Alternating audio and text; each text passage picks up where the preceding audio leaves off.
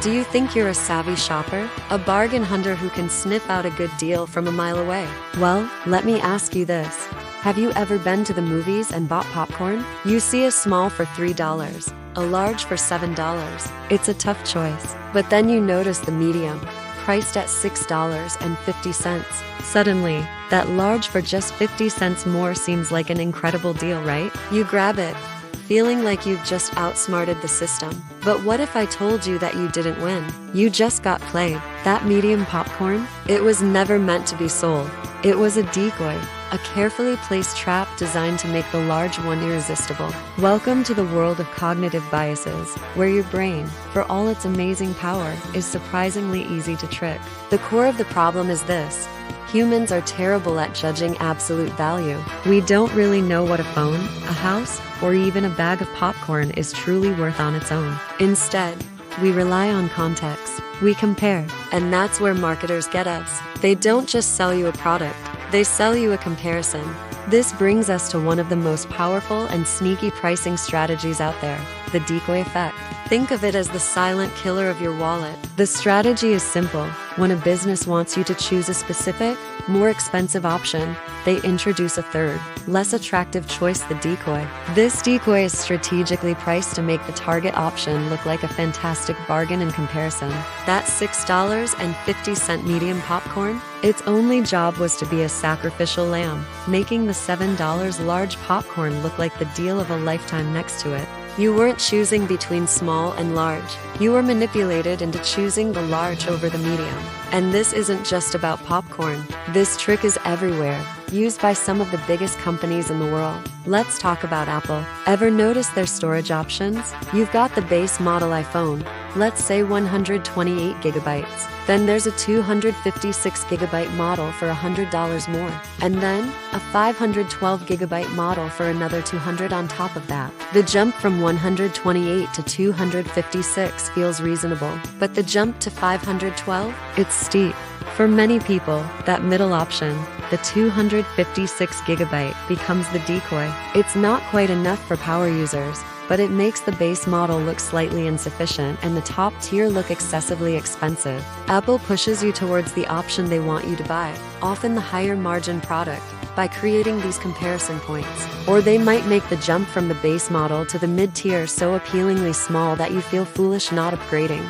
You came in thinking the base model was fine, but you walk out having spent an extra $100 because it seemed like the smarter choice. It's not just tech. Let's look at real estate. A clever agent showing you properties might start with what's called the ugly duckling. It's a house in the same neighborhood, similar in size to the others, but it's overpriced, needs a ton of work, or has a terrible layout. You walk through it thinking, who would ever buy this? Then, the agent takes you to the next house. It's priced similarly, maybe even a little higher, but it's beautiful, move-in ready, and has a great backyard. Suddenly, this second house doesn't just look good.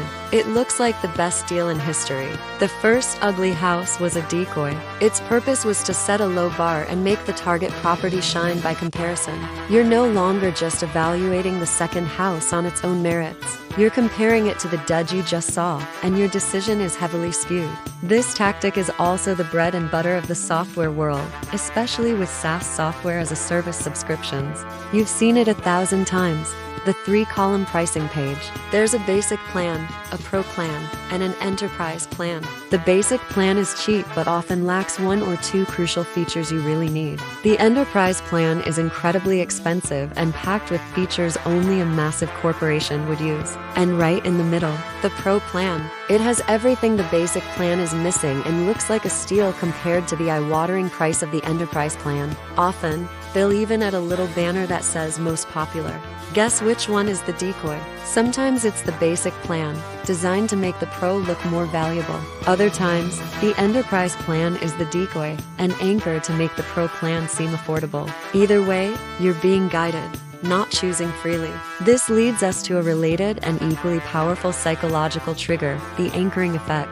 The anchoring effect describes our tendency to rely heavily on the first piece of information offered the anchor when making decisions. Once that anchor is set, we interpret all subsequent information in relation to it. That ugly decoy house set an anchor for what a bad house looks like at that price point. The movie theater's $7 large popcorn became an anchor, making the $6.50 medium seem ridiculously overpriced for what you get. Marketers are masters of anchoring. Have you ever seen a price tag with a before price crossed out and a new, lower price next to it? 100, now only 75. That $100 is the anchor. Your brain latches onto it as the original value of the item. So, when you see $75, you don't ask, is this item worth $75? Instead, you think, wow, I'm saving $25. It feels like a win. But what if the item was only ever worth $60? The anchor prevented you from making that objective assessment. The first number you see colors your perception of value, whether it's legitimate or completely fabricated. So, how do we fight back? How do we break free from these psychological traps and become truly savvy shoppers, not just smart sheep being herded towards a purchase? It takes awareness and a little bit of mental discipline. First, learn to identify the decoy. Put on your detective hat. When you see 3 options, especially when one of them seems to have a strange price or feature set, ask yourself why it's there. Is the medium option almost the same price as the large? That's probably a decoy. Is the basic software plan intentionally crippled? It's a decoy designed to upsell you. Is one of the houses on your tour a total dump? Decoy. Just naming the manipulation is the first step to neutralizing its power. You can look at that medium popcorn and say, I see what you're doing. You're the decoy. Suddenly, the choice becomes clear again. Do I want a small for $3 or a large for $7? The decoy's influence vanishes. Second, practice absolute thinking. Before you go shopping, before you look at a single price tag or comparison chart, decide what you actually need and what you're willing to pay for it. Define your requirements in a vacuum, free from the context that marketers want to create for you. If you need a phone with enough storage for your apps and a few photos, and you decide 128 gigabytes is plenty, stick to that. When you see the tempting offer to double your storage for just $100 more, you can refer back to your original assessment. I don't actually need 256 gigabytes. This prevents you from being swayed by a good deal on something you never needed in the first place. Third, consciously ignore the anchor. This is the hardest part, but it's crucial. When you see that crossed out original price, mentally erase it. It's a meaningless number designed purely to anchor your perception of value. Instead of focusing on the discount, do your own research. What are other similar products selling for? What have you paid for something like this in the past? Do a quick search on your phone. Find your own anchor based on real market data, not the one the seller is handing you. This disarms the tactic and puts you back in control, allowing you to judge the price on its own merit. These aren't just shopping tips. They're a form of mental self-defense.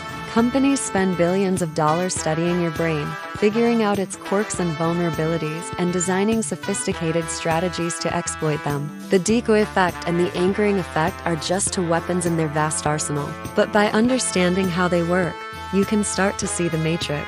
You can spot the decoys, ignore the anchors, and make choices based on your actual needs and budget, not on a manufactured illusion of value. So the next time you're faced with a choice, whether it's popcorn, a new laptop, or a subscription service, take a moment, pause, ask yourself, am I being shown a choice, or am I being led to a conclusion? Stop being a smart sheep. Start being a true hunter. Thanks for watching. If you found this useful and want to learn more ways to outsmart the system and protect your wallet, make sure to subscribe to BobScriptly. And I'd love to hear from you. Leave a comment below with a time you realized you were being tricked by the Decoy Effect. Let's share our stories and get smarter together. See you in the next video.